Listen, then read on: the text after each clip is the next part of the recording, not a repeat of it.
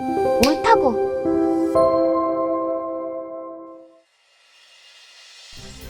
지난 2월 15일 인도와 중국 국경 지역에서 물리적 충돌로 인해 양국은 국경에 각종 군사화력을 집중하면서 양국 관계가 최악으로 치닫고 있습니다.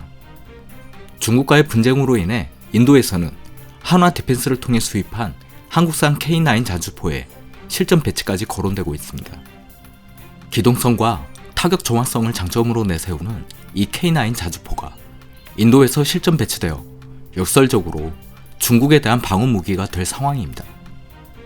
하필 인도와 중국의 분쟁 시점이 중국 기업들에겐 엄청난 타격을 줄 타이밍이 돼버렸습니다. 여러 우여곡절을 가지고 있던 양국이지만 그동안 인도 국민들은 중국과 중국 제품에 대한 거부감이 크지는 않은 편이었습니다. 올해 초 미국의 압박 속에서도 중국 화웨이 5G를 채택하기도 했고 올해 1분기 동안 인도 시장에서 중국산 휴대폰의 점유율은 81%였습니다. 그러나 이번 인도 중국의 국경 분쟁으로 인해 인도 국민들의 반중 감정이 극에 달하고 있어 한국에서의 일본 불매 운동 못지않게 중국산 제품 불매 운동이 점차 심화되고 있습니다. 인도의 인구는 약 13억 3천만 명으로 약 14억 4천만 명인 중국에 버금가는 시장입니다. 코로나19의 시작점이자 미국의 견제와 중국 고립 정책으로 경제적 피해가 극심해진 중국은 해결 방안 중 하나로 전 세계에서 세 번째로 큰 시장인 인도로의 진출을 본격화하려고 했습니다.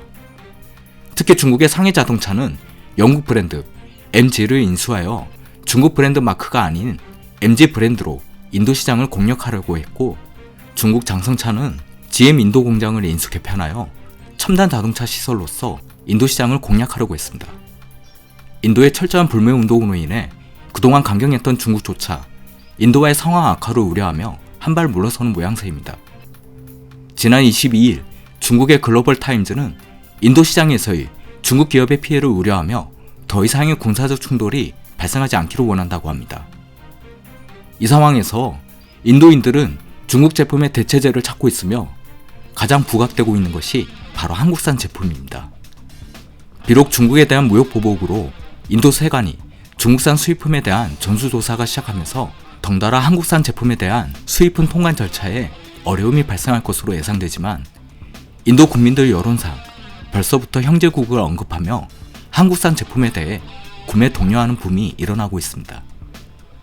특히 중국 제품에 대한 유일한 대체제, 경쟁 상품이 바로 한국의 삼성전자 갤럭시라며 코로나19로 인해 중단되었던 인도 내 삼성전자 스마트폰 공장이 재가동되며 삼성전자에게는 인도 시장 재탈환의 기회로 삼고 있는 상황입니다.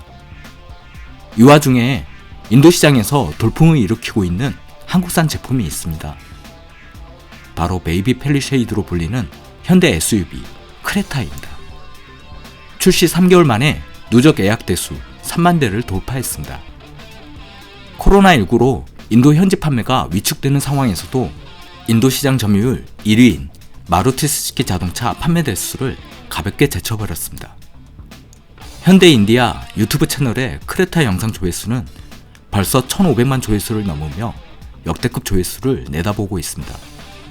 코로나19 위기 속에서 온라인 판매 확대 전략이 주요했다고 자평하고 있지만 인도 시장 점유율 2위 현대차는 앞으로 중국 자동차의 인도 시장 진출로 인해 일본과 중국 경쟁 업체들에 둘러싸여 코너에 몰려있던 상황이었습니다.